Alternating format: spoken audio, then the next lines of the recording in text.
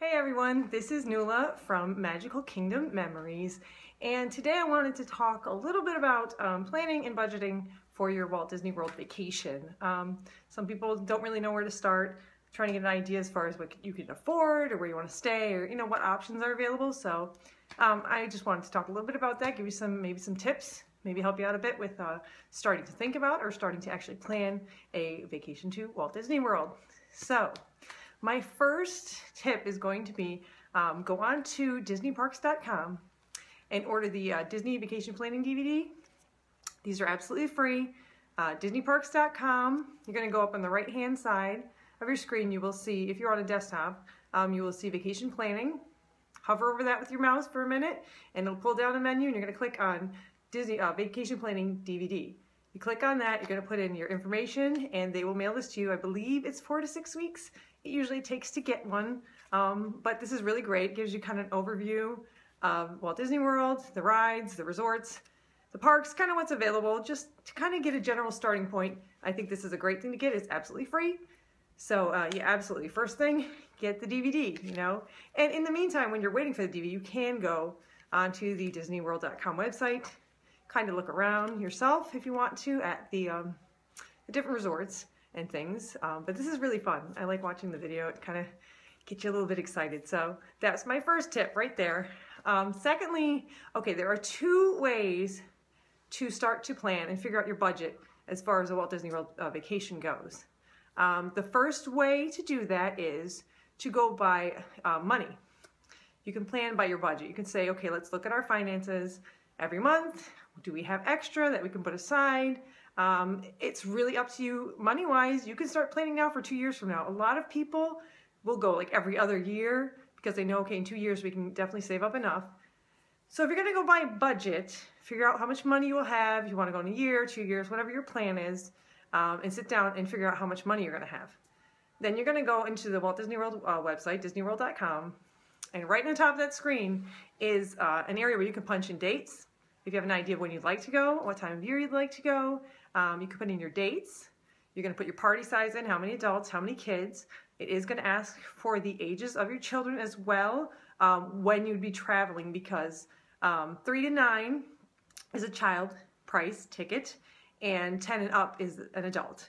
Children under 3 are free. You don't have to pay for them at all. So that's great. So you're going to start there and you can pick a different resort tier if you want. There are the value resorts, there are moderate resorts, deluxe villa resorts. It's kind of a good idea if you're just starting out, you're not really sure about pricing and things, to just put in all resorts, and then it will bring you to another page after you click on and go and search. It's going to take you to another page that is going to tell you, here's all the resorts. Now, I believe when it comes up, it pops up with most popular resorts first. So if you're not, exorbitantly wealthy, the villas at the Disney Polynesian resorts might pop up first because they're really popular, but they may not be in your budget range. So you're going to want to click into the refine area and change it to lowest to highest price. That is probably the best way to get a better idea as far as room price. There are different tiers of resorts. You have value resorts, which are the most affordable for the most part. I only say that because Art of Animation has the new suites in a good section. A good chunk of that resort is the Art of Animation's family suites.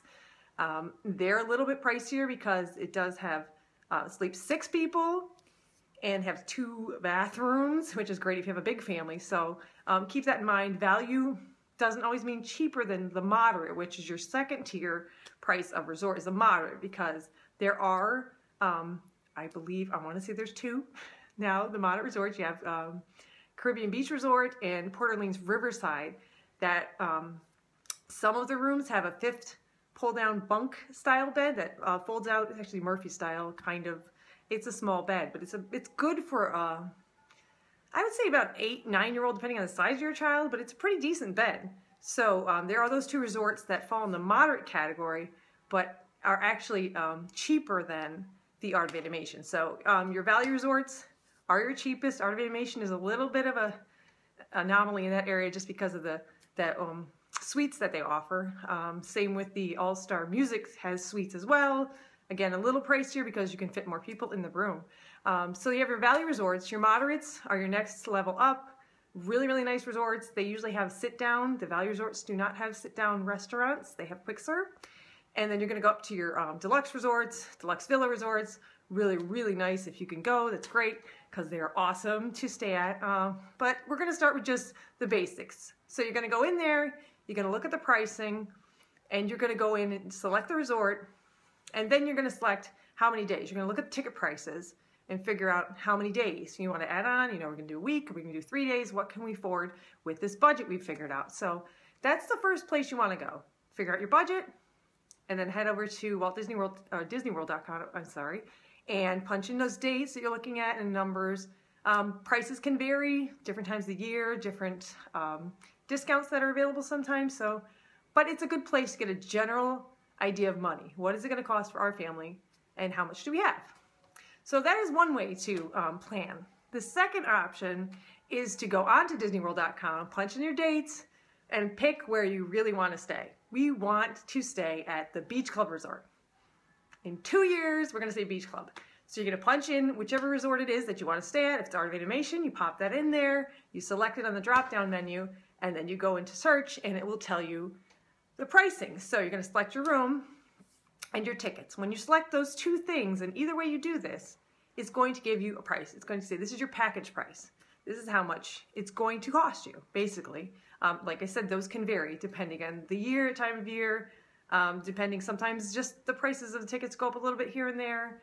I mean, it's not a huge difference that would massively affect whether or not you're going, but just keep in mind, those are not set prices. If you get a price today for a year from now, just to get an idea, it may not be that price a year from now. So just, keep that in mind. If you booked your vacation today, that price is locked in.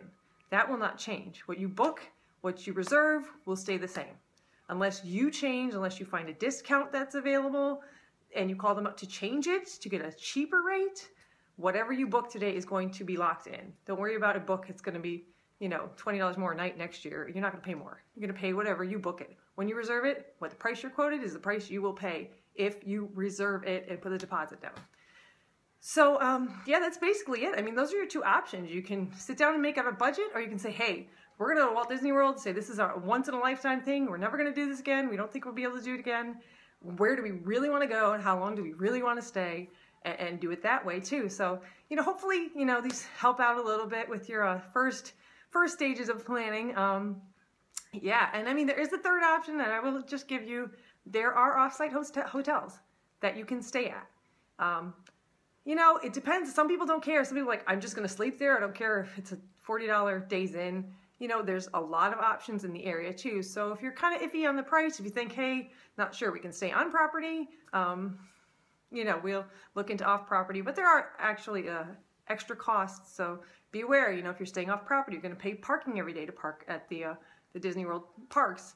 And if you are flying in, you're going to have to get a taxi or a shuttle from the airport to whatever hotel you're staying at. Disney provides Magical Express from Orlando Airport. It's an amazing, really nice bus that you get to ride. And, so these are things to think about. Like, you're going to save on transportation to and from the airport. You're going to have to rent a car if you're staying off property, and you're going to be going back and forth to Disney World, because some of the off-site hotels offer shuttles, but a lot of those are scheduled. It is like specific times, this is when the shuttle runs. So, there's flexibility with staying in property, but if it's a money issue and you're saying, hey, we got to stay off property, just keep in mind to think about those little extras that you are going to have to pay. But hopefully this kind of gives you a starting point to really just kind of think about it and look at what you'd like to do. So I hope it helped you out today, and I'll see you real soon.